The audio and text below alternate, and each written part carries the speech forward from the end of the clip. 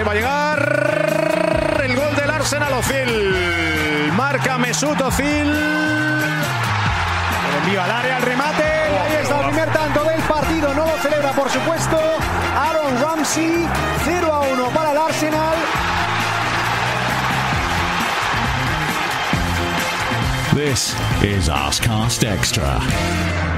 Hello and welcome to another Arsecast Extra. This time not with James from Gunnerblog, who is somewhere between Wales and London, maybe somewhere in a deep dark hole, given how good yesterday was for the Arsenal. But I'm delighted to have Tayo Popoola here. Good morning to you. Good morning to you. I'm delighted to have you here. I'm actually in your house. There is that, yeah. It's let's call it. We've got the pastries. We've got. Let's get this on air, shall we? Hang on a sec. We've got a sound that we need to share with everyone. Let's do it. Yes, we have the prosecco. It's gone all over the table. It's gone all over the table. You have shot your load all over the table at the start of the podcast. But yeah, it's lovely to have you here in East London for a very special Arsecast Extra. The morning after the day before. The morning after the very sad day before. I mean, sad, but lovely as well. How was it for how was it for you in general? It was. What's the word I'm going to use here? I mean, emotional doesn't seem to quite get to it, you know. I saw a lot of people asking us, did you cry? A lot of people cried, I think. I didn't cry, but I did feel obviously very emotional and very touched and I think heartened by the reception and heartened by the way people stayed behind. There was that worry, wasn't there, that people might just kind of leg it after the European disappointment and everything else, but apart from a few stragglers who decided they'd leave, the stadium after kickoff when the players were gone, it just stayed full and the atmosphere was fantastic throughout. I don't think there was any real doubt that people would stay and show, essentially show their appreciation, really. It was, it's the heart of heart who wouldn't, of course. Yes, we know it's anyone's opinion and they can do what they like, but it would have... I can speak for why. Yeah, all I wanted to do was just to say thank you to, to someone who in the main has brought nothing but enjoyment, but also has put heart and soul into it. I mean, it's really, we get caught up in it. We're football fans. We're doing this off the back of the game that we're doing this talking today off the back of. We're part of the noise is what I guess I'm trying to say. We're part of the noise that is around the football club and is around what, because of social media and so forth these days. But really and truly at the heart of it is a man who sort of just tried to do his best. I think Arseblog said yesterday, James said his favourite Arsene quote is when he goes to heaven, he'll just say, I tried to win football games. And it's not as easy as you think. Yeah, and it's like, it's the absurdity and how serious it is all in one go. So I agree. And so, yesterday was a chance to just be really, really grateful and hang out with loads of good mates. Just before we started, I was just saying that, Block 32 was great. Everyone was in a good mood on the way there. Had a lovely chat with Dave Hollick as usual, and just everyone was in a good space. And it felt like a good time to be an Arsenal fan yesterday. Yeah, I think the mood was really interesting as well, wasn't it? It was celebratory. It wasn't funereal in any way. There was no sense. I mean, people gathered because they knew this was going to be like akin to a wake in a way, because it was the final game of Arsene Wenger at home. But it was good-natured. I met loads of people before the game in the Tollington, people who come from far and wide, from all over to just be there. Some people who didn't even have tickets, they just wanted to be around to soak up the atmosphere and to just hang out with other Arsenal fans and to share what is, I'm not going to say the biggest moment in our recent history, because we've won things and we've done a lot of good stuff. But when a manager of 22 years is leaving, it's kind of seismic. And it's an occasion people will remember. And I was really glad, first and foremost, that as an occasion, it was, I think, pitched pretty perfectly. There could have been, couldn't there, they could have done it in a more overly sentimental way. It would have been easy to go towards the mawkish. It would have been easy to make it a bit, saccharine, and I don't think there was any of that yesterday. I thought what the club did in terms of how they presented it, how they managed it on the day, before the game, after the game, I thought they got it really spot on, and that was great. Yeah, and I mean, you also have to know that the man himself would have had a say in that, and I think there was word about not too much fuss before the game because look, we've still got a game to play, and afterwards, I agree with you. I mean, I remember when Highbury closed, perhaps it wasn't as much. It was a bit more mawkish, and it was. I don't think it was as pitched as well, kind of thing. So, but the old players there was a really class touch, and I mean, it was Bob Wilson who set me off. I can't lie. Yeah. Bob Wilson and Pat Rice out front. First of all, it just made me really, really proud of the club. Really, you know, the fact that it stretches back that far. The fact that Bob Wilson spoke so warmly about. You know, said the greatest manager. I mean, he had a fairly decent manager himself. Him and Pat Rice were part of a fairly decent team. Won the double. Yeah, absolutely. So it just, I agree with you. It just felt like a really good occasion. I quite like the pictures actually that came down. The kind of weird balloony things. It was pretty special. And part of me being like, I think I got there and said, all right, let's not get the Burnley 1-up script and then and then the 78th minute equaliser and then the mad push, not for this last game, even though that would in itself be fitting. Yeah. We won 5-0. By the way, we might just talk about that very, very quickly for a sec, because that did play a part in how everybody felt. I mean, in some ways, it felt like everything was falling into place, if you like. Beautiful weather, sunny day. That helps. That really helps with people's mood. You know, if it had been pissing down with rain and cold and we'd lost 2-0, I think it would have been a slightly less enjoyable occasion. But because the sun's out, because everybody's in good form, they've had a couple of beers, they're ready to celebrate. The team played well, scored some good goals, won 5-0. Arsene Wenger even got involved with a little header. That was brilliant. Little back header, yeah. Love the Per stuff. Stuff for next season. Can and will Aubameyang and Lacazette play together? I think you mentioned it in the blog this morning. The movement for the first goal. Aubameyang just appears out. I mean, he's pretty far back when the ball goes out wide, and he's looking lovely. Lacazette's finish was tidy. If only that Welbeck rocket had gone the other. I mean, he larruped it, and I was like, just thinking, it's those kind of sliding door moments, you know. Like if Ray Parlour's goal against England Ray Parlour's goal for England counts, then does he have an England career? If Welbeck's rocket goes in the most un-Welbeckian way as well, do you know what I mean? He just said, I'm going to have this, and like he almost, the kind of arrogance that you'd expect from a Drogba or a Thierry, really, just for that moment, because you don't normally see that. And by the way, Iwobi scored. I mean, that was my proud Nigerian moment.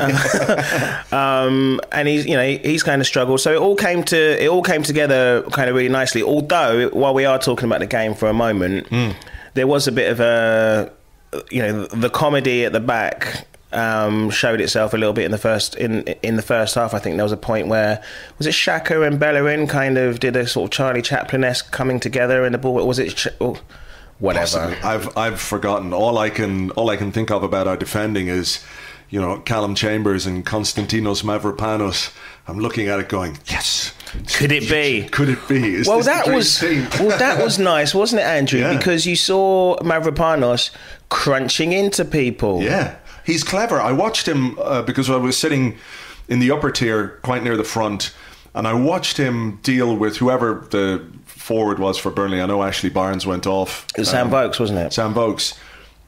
He's clever, Mavropanos. If you watch as they're jostling to win a header, just right at the last minute, he uses a bit of strength, a bit of shoulder, a bit of elbow, but just to nudge his man out of the way. And he won a lot of headers. He looks calm and assured on the ball. He's 20 years of age. He's come from a Greek team that nobody's ever really heard of. It's a step up, and I know it's early days, but I think it all just fed into part of the day. This, if we're talking about Arsene Wenger going, what we're talking about as well is a renewal.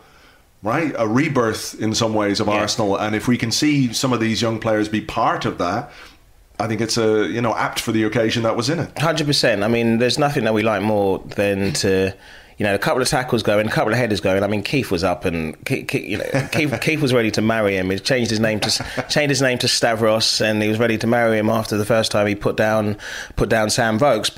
And that's something that we've been really lucky to have over the last 22 years, is that feeling of watching a new person come through. Yeah. And it might be a false dawn, let's call it the Giroud dilemma. We have seen this before, of course we have, but it is nice to end, and that's what end of seasons used to be like, didn't it? Like when you'd see someone new come in for a little bit of a cameo, and it just kind of puts a little pep in your step for next season, really. So if he can kick on, if Chambers can kick on, if a new man can make Chambers, Holding, and this Mavropanos and part of the first team squad, then that's the kind of hope that we haven't sort of had for a little bit. Yeah. It was a shame seeing Lolo, seeing Koscielny on crutches. At the end, it felt like something really significant had happened there, but as you say, it's great to see new people coming in and giving us some hope. Yeah, and I think we have to talk about Per Mertesacker then, if we're talking about defenders. There was I watched him warming up. He was waving to the crowd. Crowd were getting right behind him. Arsene Wenger brought on Ramsey and Welbeck, and he brought Mertesacker over and said, bring you on in a few minutes. We score the 5th goal. At that point, it's safe. It's I think time. It's safe. Yeah, we can pretty much guess that we're going to win this game. Bring Mertesacker on. The reception was amazing. This is a guy who has barely played this season, but who retains, I think, such goodwill from Arsenal fans. I know there were some people who were perhaps critical of the interview that he did and the reasons that he gave about why he was retiring. I think he was very brave and very honest to talk about the issues that he's faced. But, he scored in cup finals for us. He kind of got what it means to be an Arsenal player and an Arsenal captain. And I thought it was great. The cheers were fantastic. Every time he got the ball, won a tackle, it was like we'd scored a goal. A great way to send him off as well. I couldn't agree more, Andrew. I think on that interview, there is a bigger problem, and you can be on whichever side of the line that you are, and it's clear which side I think I am and where you are. I think showing yourself as a human being shouldn't be anything to be turned around and criticised for. And that interview, like you say, it was brave. It was a man saying that I'm not a machine, we're not machines, and we think about football two-dimensionally. That's what I was talking about at the beginning. We talk about the noise around it, and we want results. We want our team to win, and of course we do.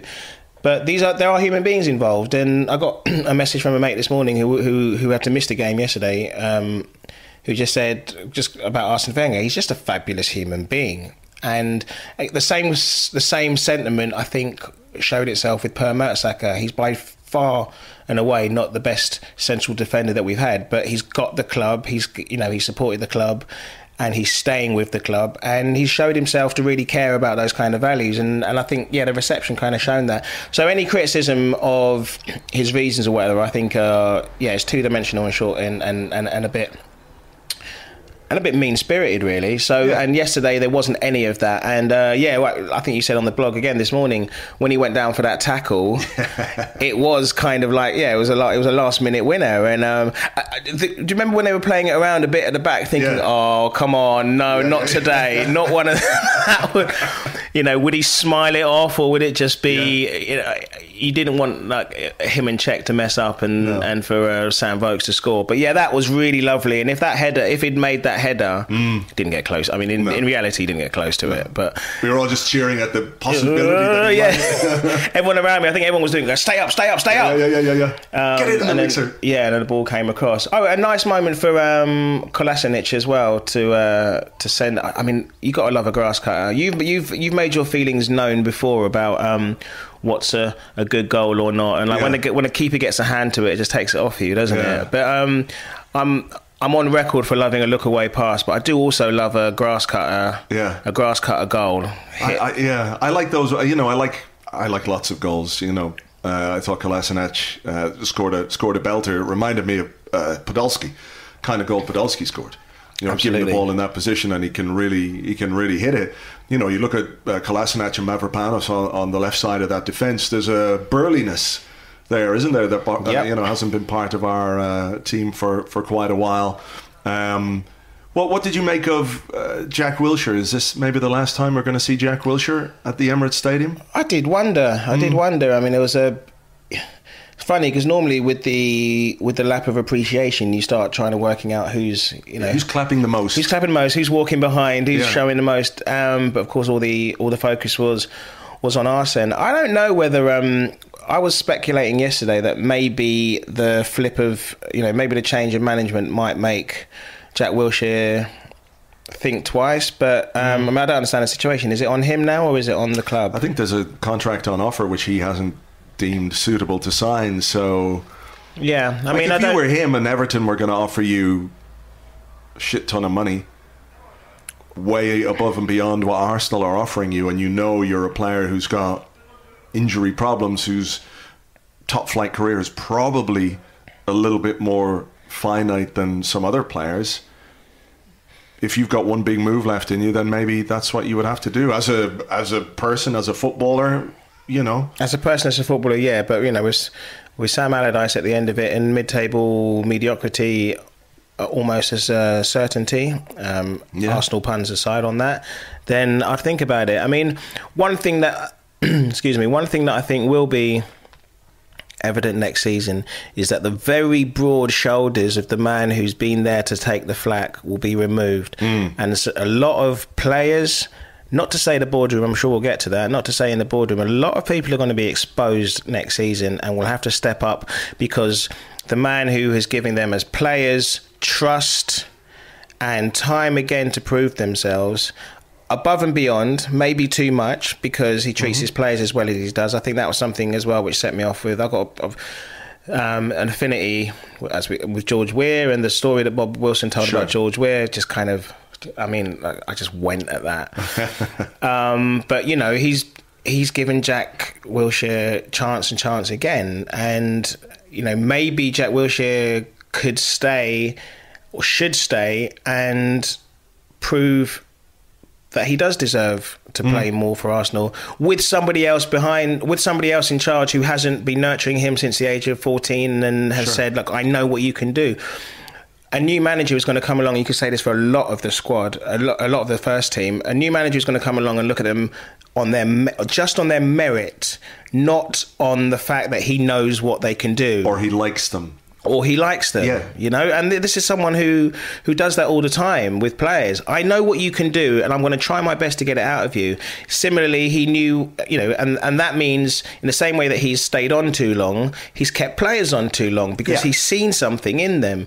So, maybe Jack Wilshere with a contract on the table should stay and show that he is worthy of being the Arsenal player that he and everyone else wants him to be. Yeah, well, look, we'll see. We'll find out soon enough. I think we're going to find out a lot of stuff pretty quickly, aren't we? The season is over on Sunday, and as soon as the season is over, you need to start making preparations for the new season. So I think we'll get decisions on Jack Wilshere and obviously a new manager, but we might leave talk of a new manager until another day. I'm not sure. It's quite where my head is this morning. I'm still not at all. I'm still like.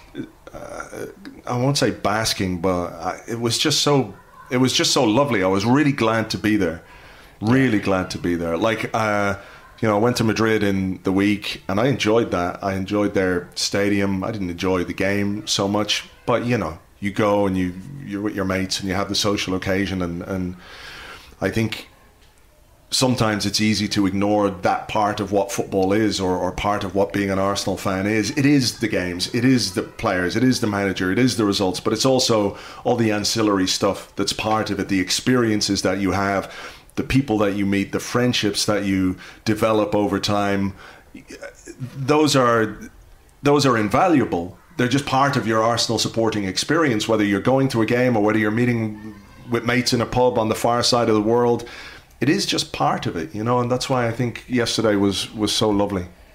Yeah, well, I mean, summed it up perfectly. And I think you're talking about we want to win games, of course we do, but you want to enjoy the experience, and you want to understand the hard work that people are trying to put in. I mean, all the players are trying to do, and it's hard when you're criticising players, and we've all done it.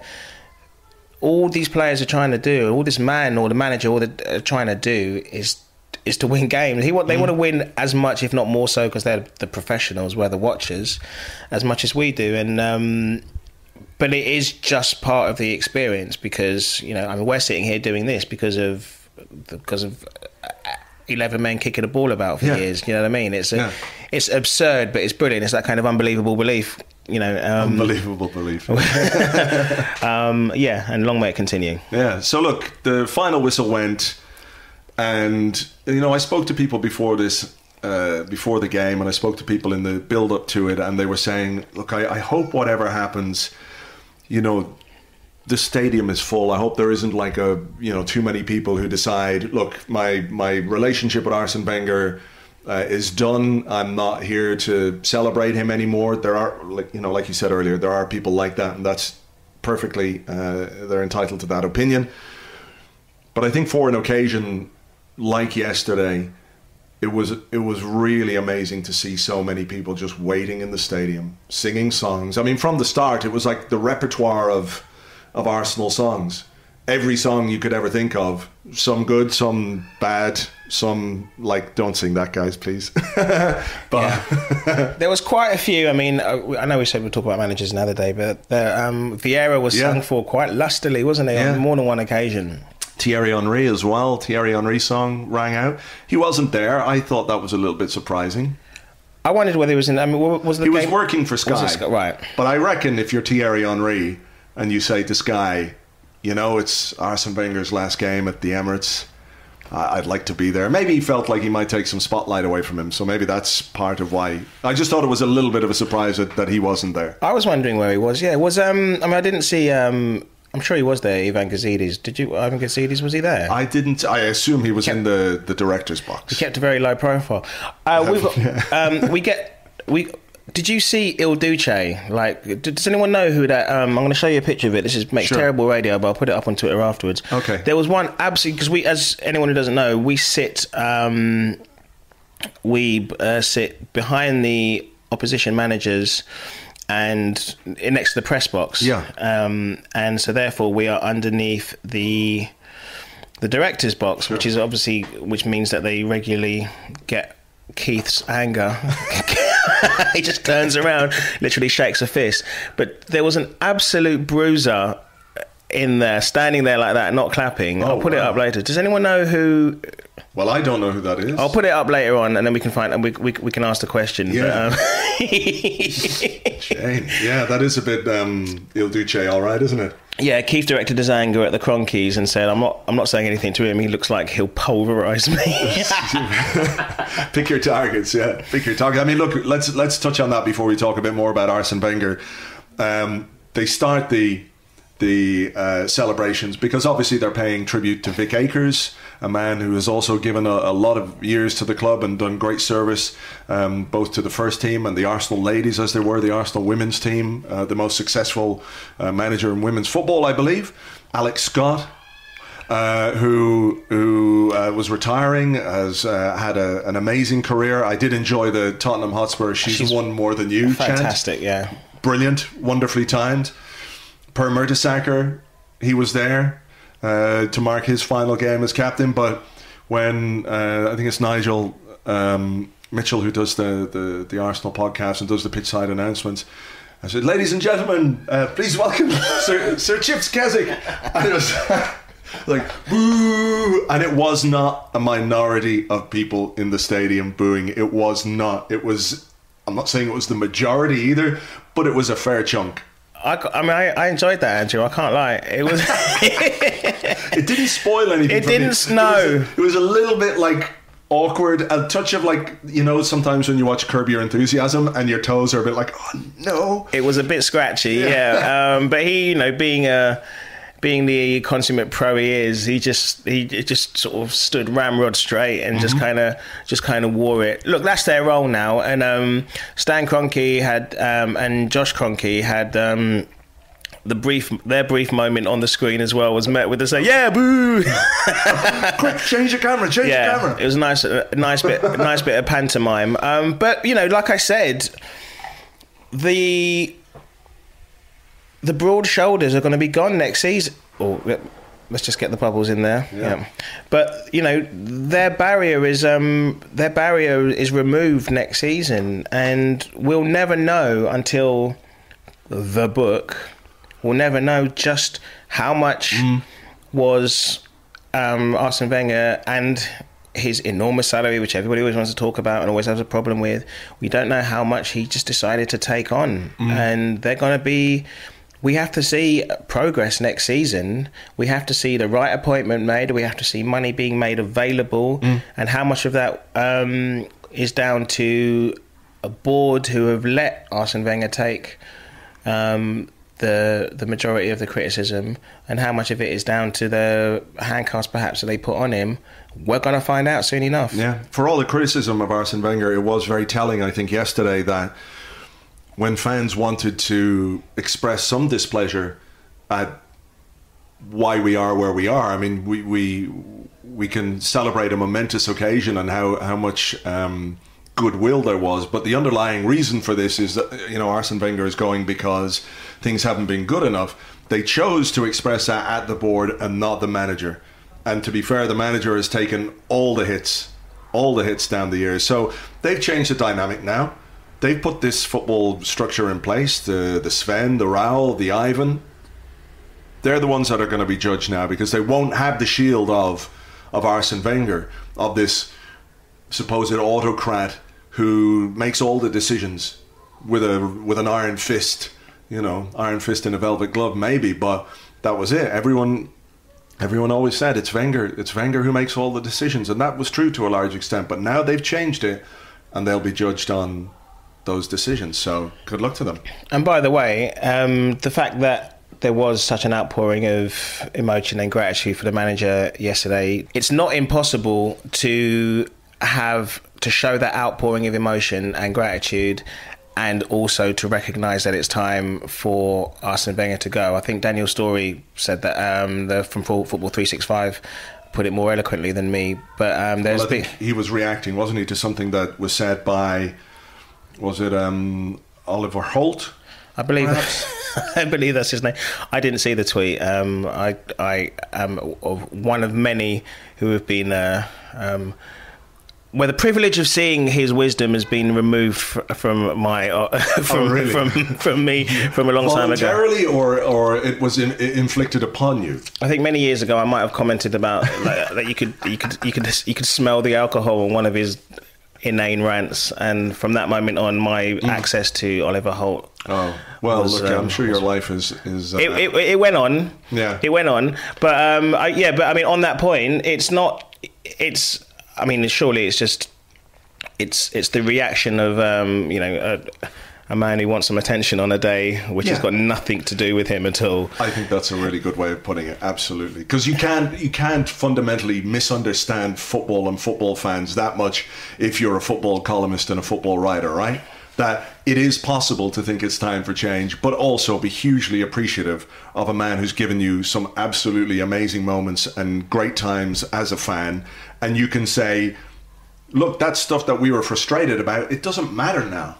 It doesn't matter because the change is happening, so we can just focus on all those good things. Absolutely, and I mean the amplification of social media and and TV mean that if 100 people are shouting on Arsene Wenger and 2 people are holding up a banner, then the amplification of the negativity goes around the world much quicker. And I don't think it's fair to say that the majority of Arsenal fans are being hypocritical or anything like that, because it's nonsense, and perhaps we've just legitimised it by talking about it. But I would also feel like it's something that guy. Yeah, it's also something that I want to say.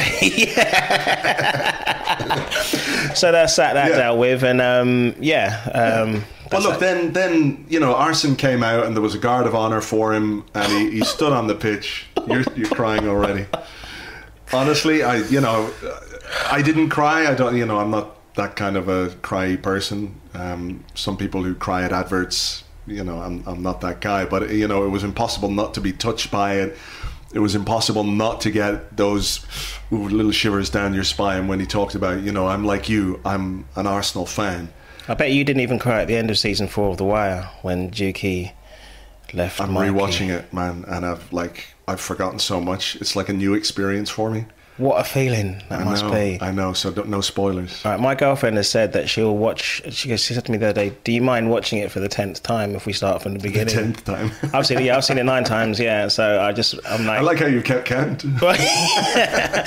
I do it by the girlfriends, and I've watched it with 9 different girlfriends. No, so yeah, you're not the cry kind. That's a diversion. But no, I mean it wasn't impossible, wasn't it? Not to just like feel an outpouring of kind of, I guess it's kind of love for the guy, because he's been part of my life since I was 24, 25 years of age, and through accident much more than design, so much of my life now is wrapped up around Arsenal and Arsene Wenger. I've never written so much stuff about one man. I don't think I ever will again. It's surely impossible for me to write more about any other man than him.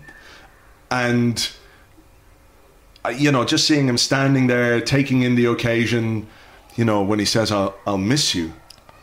Oh, man. Oh, goodness me. But by the time he got to miss you, I'll miss you, it was all over. But, like that big Esquire interview last year, Andrew, where you just got more of him as a philosopher and how he feels about football. We've touched on this not half as eloquently earlier on in the podcast, but when he says this is more than just watching football, it's a way of life, it's caring about a beautiful game, about the values we cherish, and as well that's something that goes for all our bodies in every cell of our bodies. Yeah. Hold me. That was there though, wasn't it? That was in the stadium. You could feel that current around the stadium yesterday, as people sang One Arsene Wenger, as he spoke, as they applauded, after almost every line. He's right. It is something that goes through all our bodies. And there was also an element of understanding, and I saw his very generous kind of message with the press, who, a lot of them who've exempted themselves from everything, as they always do, perhaps. And that doesn't apply to the good guys, I might add. But the generosity of him, I know it hasn't always been easy. I know you've had this 22 years of me. There was a kind of wry humour in his address to us and so forth as well. So I just don't think that you can separate the fact that he's just a really decent bloke from the fact that he's a football manager who's disappointed you. Yeah. Sometimes, sorry about that, but here's a decent guy who has tried to put some incredible values into the people who've played for him, and the love that those players in general have shown back to him can't be worth ignoring, basically. No. Of course. I mean, I think he's had an impact on people's lives from a sporting point of view, but from a personal point of view. I mean, you're talking about somebody that when you hear him speak, it's almost impossible to disagree with him. I'm saying I agree with everything he ever said, but you can usually see a rationale to the things that he says, whether you agree with them or not. Okay, I wouldn't have done it that way, but he decided to do it that way, and that's why he did it. And yeah, I think just the overall decency of him, he comes across as a man with real dignity, intelligent, erudite, speaks as well in his second language as most people do in their first. I think as somebody... we like to think of Arsenal as an institution, right? An institution that we're invested in. And I think, for me anyway, he has enhanced the reputation of that institution over the course of his 22 years, regardless of the things that might or might not have gone as well as we would have liked. Yep, absolutely well said. I mean, I loved... everyone loved Andrew Allen's blog the other day. Yeah, it was brilliant, wasn't it? With those moments. Have you got an off-key one, like maybe not one of the normal ones that he didn't mention on there, just as an illustration of the fact that he has given us so many amazing moments? But yeah, just as a bit of fun, have you got a moment that wasn't mentioned in Andrew's brilliant blog? God, I'd have to go back and read the blog. It's kind of hard to pick them out. There was so much in that. There was so much detail in that, wasn't there? I always liked where he was self-deprecating, because he was capable of that quite often. His humour was was always really good. You know, I sort of like where he always stuck up for what he believed in and stuck up for Arsenal. I think one of the so I won't say it's a favourite thing, but perhaps a thing that maybe illustrates what kind of a guy he is. Remember a couple of years ago there was a European game we played where one of their players failed a drug test, and I think he said something along the lines of, you know, in any other sport, if you fail a drug test, well, you know, the results should go the other way. I can't remember whether we won or lost that game, but he was asked about it in his press conference, and he was asked about doping in football, and he spoke on the record about doping in football and about how it is something that we have to pay attention to. No other manager, not one single manager, ever said a word about that. They never said a word about doping. 2 days later, UEFA send a 10-man delegation to the Arsenal training ground to dope test all of our players. Because that's what they do. And that's a message. But he still believed in what he was saying and was prepared to say it, even though he knew there would probably be those kind of consequences. And he never ducked anything. I mean, no. Apart from talking about, you know, stuff involved with his job, he's been asked about referendums, dictatorships. He's been asked about every single... David Bowie? That was brilliant. I love the David Bowie thing. Is there an Arsene comment on Prince? I don't know if there was, but they probably... I bet somebody asked him. The things he was a purple paisley delight. With some great qualities. He never... Played guitar with not his handbrake on. But he gave himself in that kind of way, and he's been an absolute delight. I mean, lampooned by the same people who asked him the stupid questions. But you know what? As you said earlier on, fuck those guys today. It's about an excellent man on an excellent occasion yesterday, and I am excited about next season, Andrew. Yeah, me too. I think that's part of what was interesting about yesterday was, as much as people were there to celebrate Arsene Wenger, there was an undercurrent of this is kind of exciting because something new is going to happen and something fresh and everything else. So yeah, I'm definitely excited by that. Yeah, new players will come in, old players or existing players will, as I say, have to change their attitude and up their game, because there is not the safety net of someone who believes in them, and that's going to make it really exciting for us to watch next season. Yeah. All right, well look, we're going to take a little short break here, eat the rest of the pastries, have a little bit more of the prosecco, and we'll come back with questions and more in part 2 right after this.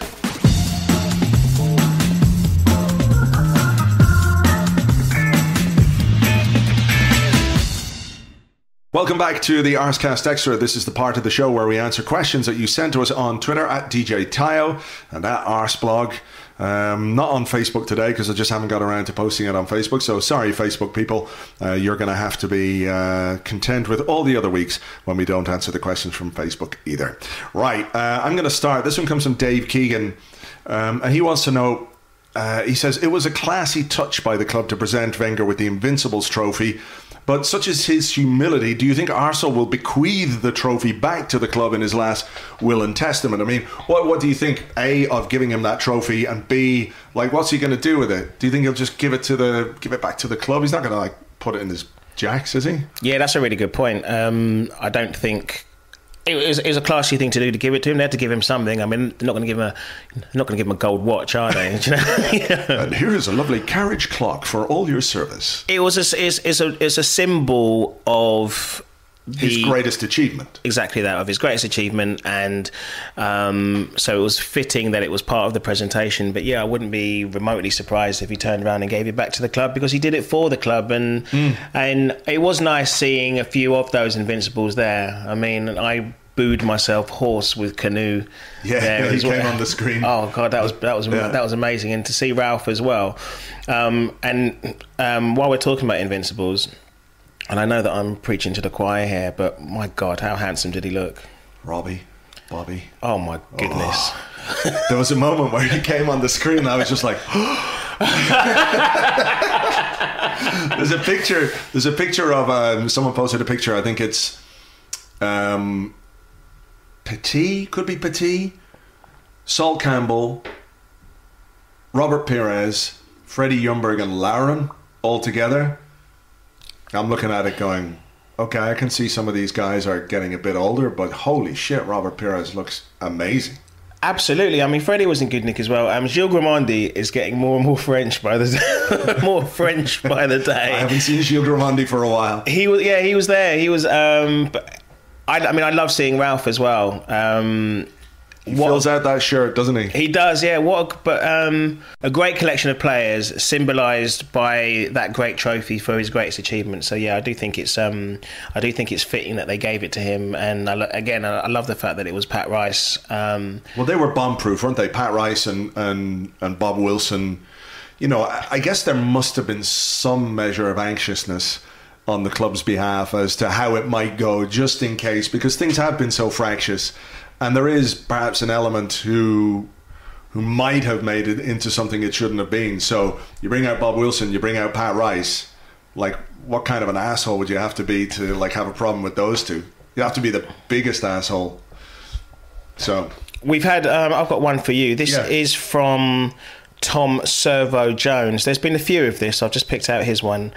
Do you think it's a bit extreme that some of our fan base are vilifying club legends like Ozil and Henry for not participating yesterday? We've touched on Thierry, you touched on him in the first half, but of course Ozil wasn't there yesterday. I think he was.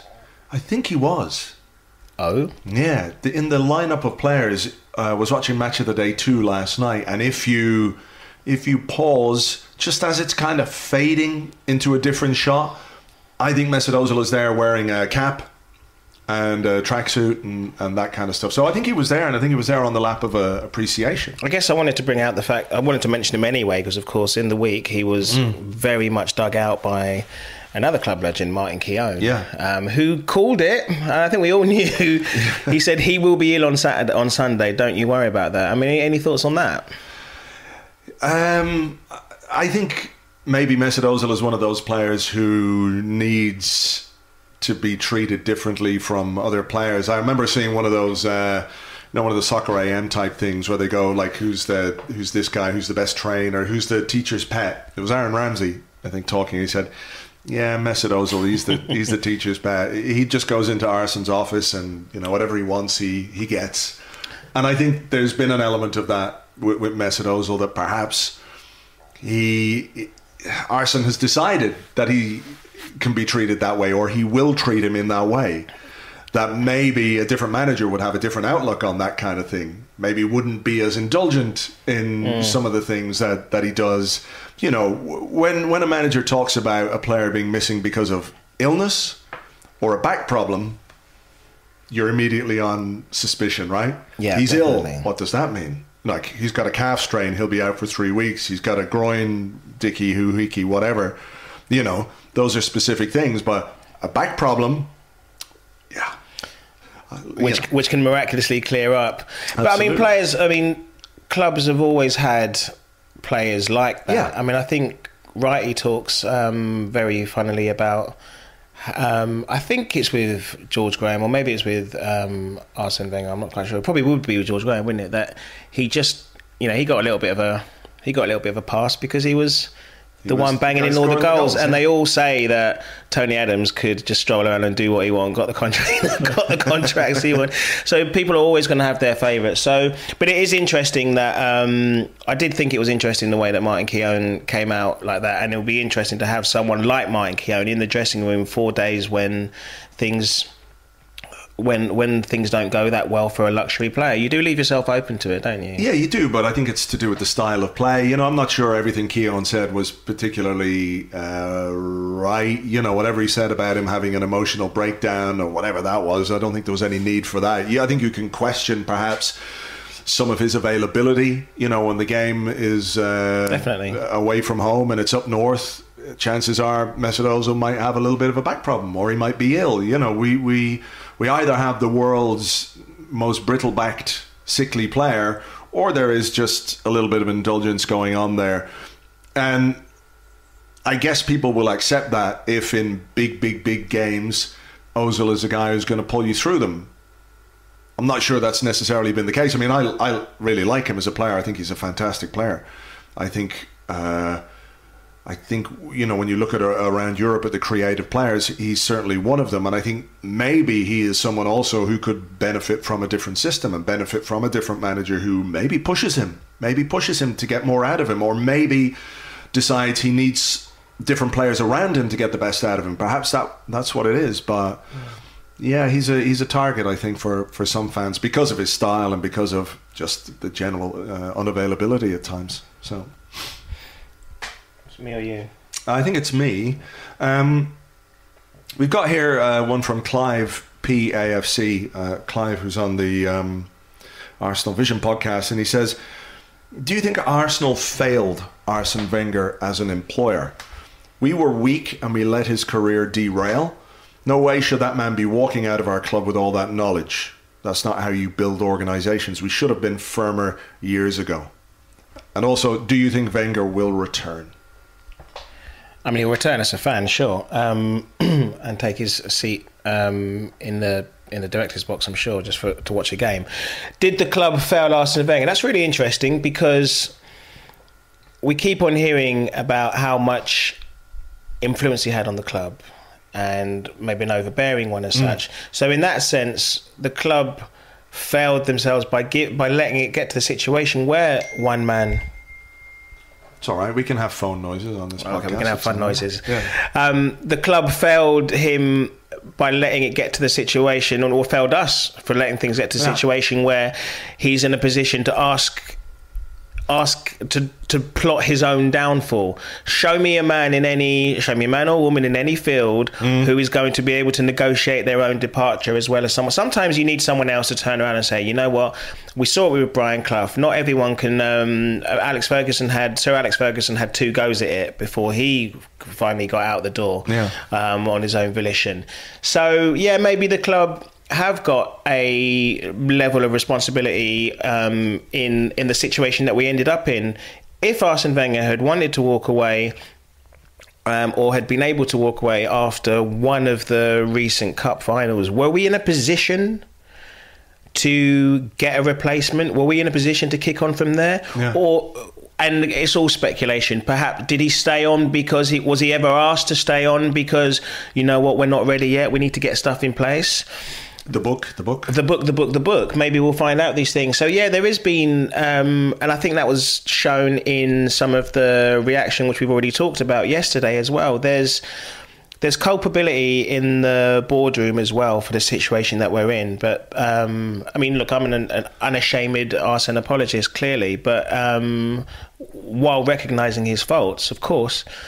But it's not just on him, this situation, I don't think. No, I agree. I think as well we have to look back maybe at the way everything unfolded when the Dean and Kroenke stuff went down, right? That was a bolt from the blue.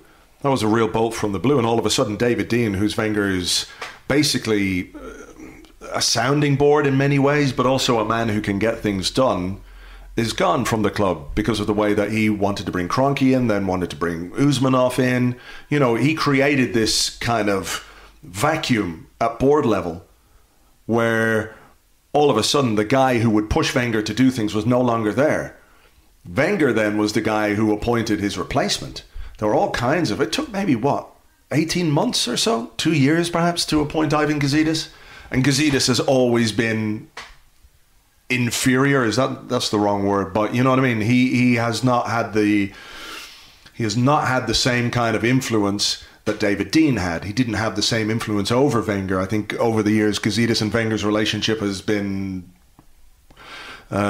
difficult. Yeah, absolutely. That's definitely come across, and there's been statements where Gazidis has tried to distance himself from the boss. And I know you've been critical of that. I also remember you being very critical of David Dean at the time. Not very critical of David Dean, but I remember you questioning the fact that he'd brought this kind of discord into the club. You could see what he was trying to do now. With hindsight, you could see what he was trying to do, because he could recognise that with Chelsea, with this kind of new development in oil money, that Arsenal were probably going to need something more than just what the Emirates Stadium was going to bring. I think it was the way he did it more than anything.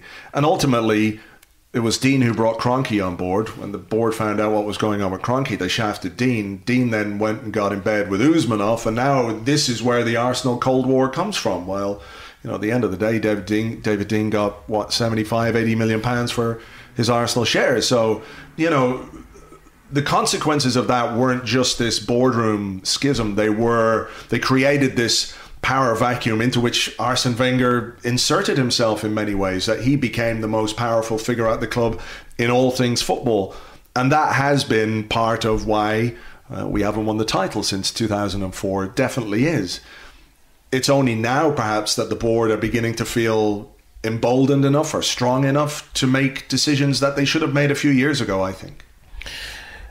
Jonas Emterval, I hope I've said that properly, Jonas Emterval asks, if you could ask Arsene one question about a specific event during his Arsenal years, and he, no matter what, would give you a detailed and honest answer, what would it be? I think we did this a couple of weeks ago. It would be the summer of 2011. Yeah, with Nasri and Cesc and the shopping. Like, how could any club, how could we sit there as only fans knowing that Fabregas was going to leave, Nasri was going to leave? We knew that. The club knew that. If we knew it, the club knew it. Why didn't they do more that summer? What was the dynamic that went on? I remember speaking to somebody quite close to everything that went on there, who was critical of the way that the Arsenal board acted at that time. Things could have been done in a more timely fashion had, for example, certain people, not the manager, not gone on holidays, right? When there was negotiations going on. Yeah. Those kind of things. That they were delayed, and Wenger's famous quote at the time, isn't it? You can't be considered a big club if you let Fabregas and Nasri go. He didn't say that as a stupid man. He said that knowing fine well that it was probably going to happen. So was that a message to the board? I'd love to know what went on there. I think for me, around the same time, because we're talking about a critical period, what did you and Van Persie chat about? Please, because of all the things that happened in the recent, I mean, that was a real one for me. Did you always have like this faith? Maybe it was misguided or not, but I always thought that when Van Persie, when Fabregas would sit down with Arsene Wenger, he would be able to convince them that this was the wrong thing to do. The reason you should stay at Arsenal is X, Y, and Z, because I'm going to do this. I'm going to do that. We are as a club going to do that. Have trust in me as a manager to do that. And maybe that was, I won't say the beginning of the end, but when players like Fabregas and like Van Persie, who, will talk openly about how much they owe Arsene Wenger and how big an influence he's been on their careers, where they had to make decisions that were not necessarily easy decisions to make in many ways. Fabregas, I've always been a little less harsh on Fabregas than for a start, I know you have, for example. Van Persie, one, I think I've also said before on various platforms, that's the one that slayed me. Fabregas going to Barcelona makes sense to me. Van Persie going to them after scoring 37 goals and then winning them the league single-handedly just destroyed me. It still does. And I'd love to know what that conversation was and why it couldn't have been avoided. Yeah. Okay, here's a question from... This one comes from Duddy, who's at Rick Duddy, who says, what song would you play over a montage of Wenger's finest moments? I love this because in my head yesterday I had the streets dry your eyes, mate, anyway, but that's been trumped this morning, and this is clearly what Twitter was invented for. Andy Hart has put up Arsene's the walk out onto the pitch to the music to the ending credits of Gomorrah.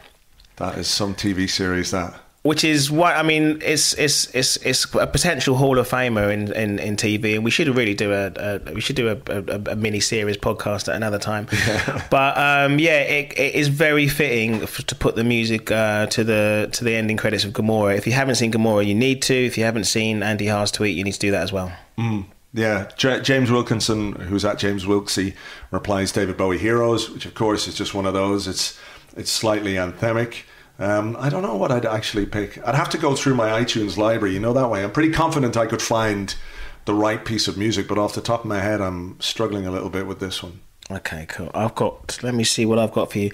I'm saving one of the best for last. Timmy's 77 has sent a couple of wonderful tweets. I'll just mention the first one, which is Oliver Holt. How does a man this simple manage to feed himself? I just like it because it's funny. It doesn't even need an answer. But one that does need an answer is, how many of your internal organs did you cough up while laughing at Shawcross and the Legion of Orcs? A lot of them.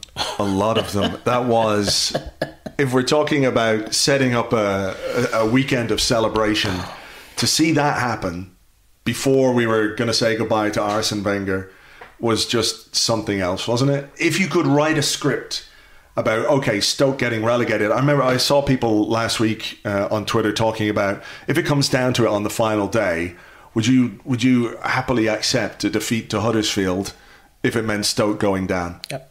I would have. Yes. I absolutely 100%. would have. I always want my team to win. I always want my team to win. But, you know, in the context of everything that's going on, I would have absolutely taken. But I mean, I messaged you on Saturday, didn't I? I said I really should. It was a sunny day. I was at a lovely 40th birthday party out in the countryside. I could hear the birds outside, the barbecue going, and there I was scrolling through Arsenal Twitter with the hashtag Stoke FC, laughing my head off, enjoying every second of it. I just want to, Stoke City FC at Stoke City, the official account. I just want to read it. 86-minute goal, Palace. City open as they search for a goal.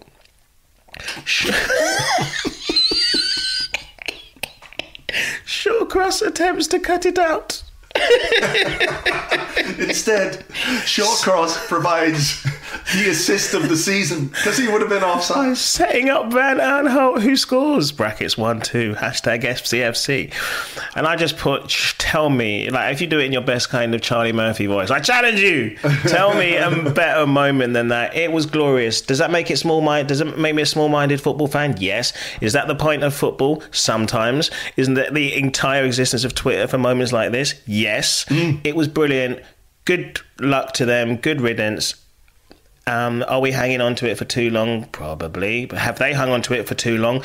Definitely. Aaron Ramsey, he walks with a limp. Limp your way down to the championship, you fuckers. You said it yourself. Fuck those guys. Yeah, absolutely. It really was. It was just beautiful. I loved the desperate lunge to get the ball, whereas if he just left it, Van Aanholt was going to be offside. It wouldn't have mattered. But instead, karma has come back. This is retribution for what happened all those years ago with Aaron Ramsey. Just take your time and good things will come in the end. We waited for this. Yeah. Do you think after the game that Ryan Shawcross's mum came to pick him up?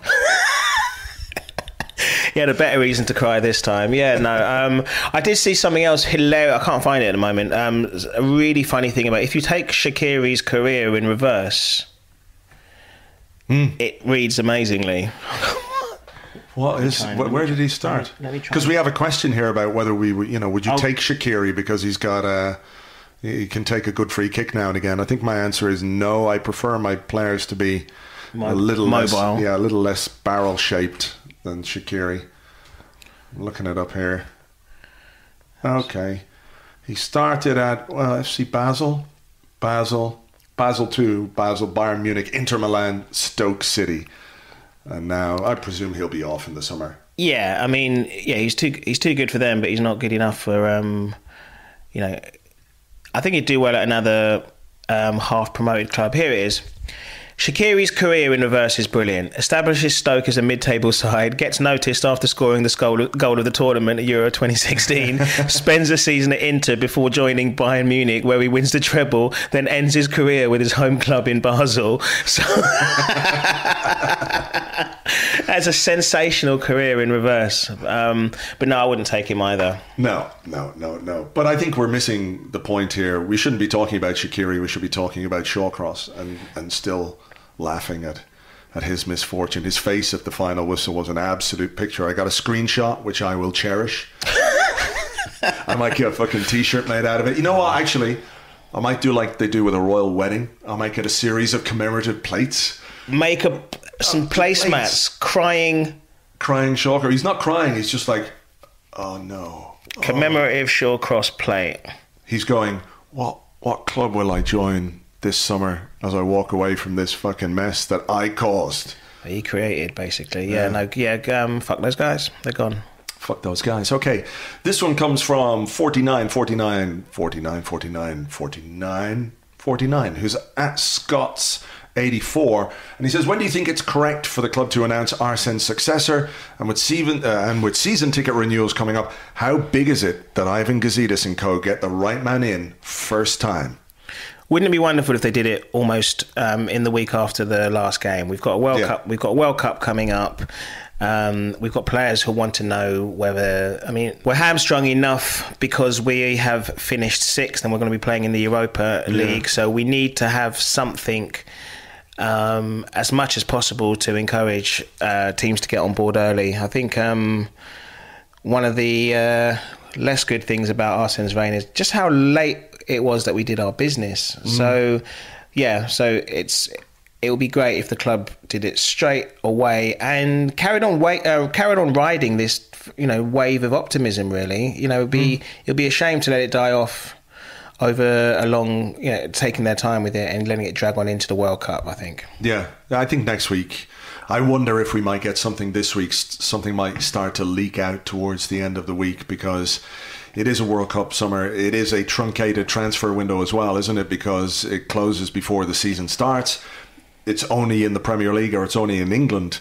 Other clubs in Europe have not applied the same rules. So this is something that's going to be a bit more challenging for English clubs. And we know ourselves about transfers and how difficult we've made them at times. But have you got any preference as to who it should be or who it might be? Do you care? Are you just happy to wait and see who they announce and then go, oh, that's amazing, or, oh, you assholes? There are people who know far more about football and this stuff than me. Ask Andy Brassell, ask those people who watch European football and know these things inside out. Part of me will be excited by... I would love for Patrick Vieira to be amazing immediately, but it's also a huge risk to take. Everyone mentions Allegri. Somebody mentioned Jardim to me yesterday as well. I don't know enough about it. I would be... As long as it's not Brendan Rodgers, I'm okay. Yeah. I would still love it to be... I can't even say the Owen Coyle thing again because people start taking me seriously. I don't know. I don't want it to be Brendan Rodgers. I want them to get it right because we don't want to... We want to avoid the Moyesification of our club. So let's trust the pros. Yeah, we'll see what they do. Hearing a bit of chatter about Mikel Arteta as well, which would be... That would be a risk. It would be a brave appointment. It'd be a I mean, I was really excited by that. But you know what? A lot of great talent has leaked out of the club for whatever reason over the years. And it'd be nice to see some of those back. Mikel Arteta, Patrick Vieira, in any kind of role. I mean, it's oft talked about the Bayern Munich model of how they surround themselves with ex-players. I would love to see that at the club. So yeah. Yeah. All right. Well, look, have you got one more question or... Should we leave it there? Whatever you like. Yeah. There was a captain question. We'll leave that one. So why don't we just let's just end on a positive note. Yeah. From Yonri at 2-0 to the Arsenal. To both of us. What did Arsene mean to you? Has he had any impact on you outside of football? Yeah, I think he has, because of simply when you're exposed to somebody. I don't think that's the right way of putting it, but when someone is that much a part of your life, whether you're just an Arsenal fan or whether you're like me and you write about Arsenal all the time, it's impossible not to pick up things from somebody. I remember at the time when he was appointed I was like, Arsene who? I don't know who that is. We were looking at the poor man's internet back in the day, CFAX, to find out who was going to be the manager. It was all Johan Cruyff. It was just unthinkable to me that it would be anybody other than Johan Cruyff. They brought in Arsene Wenger, and it was, okay, well, I don't quite know what this guy is or who he is. And maybe it teaches you that first impressions, or what you think are your first impressions, aren't necessarily the best thing. You know, you need to judge people by what they do and how they do it, and what they achieve or don't. But don't go into things with preconceived notions about people, that just because he was French, which was a thing back then, because he wore glasses, he looked like a bit of a... Professor was a nice way of saying nerd, right? That's the way it was back then. And he didn't look like a football manager. He didn't look like somebody who could manage a team successfully because of the way English football was, in a way.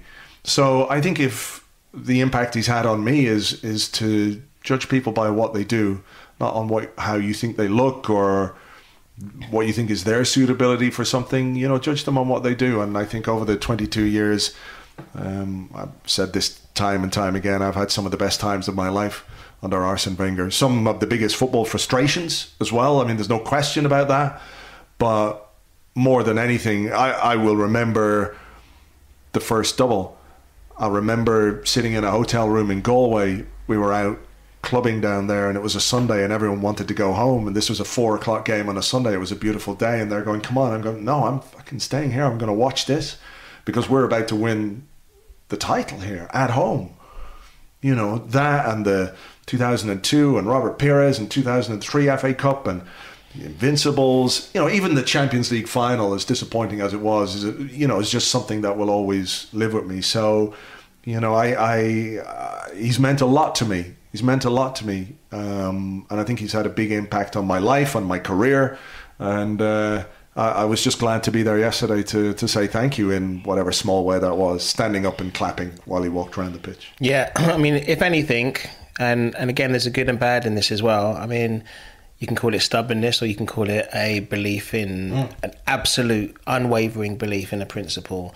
And it's been arguably, if you can call it a downfall, it's been his downfall, because there are times when you were screaming out for him to change or adapt in a way, you know, that the wind was blowing, but he's stuck steadfastly to his beliefs. Not only because they're not only footballing beliefs, they're beliefs about how you should live your life and how he's tried to live his. And again, I think we said it's hard to criticize someone who absolutely believes in there is a way of doing things. And so if there's anything, then that kind of trusting of your instincts is something that I'll take away from that. And I mean, just that comes across. I mean, I've been fortunate enough to meet him a couple of times, and a couple of times that we've been there, everyone is reduced to nodding dogs, you know, because you see that, you know. I think when we were there, Keown still calls him boss, like, even, you know, he doesn't have to.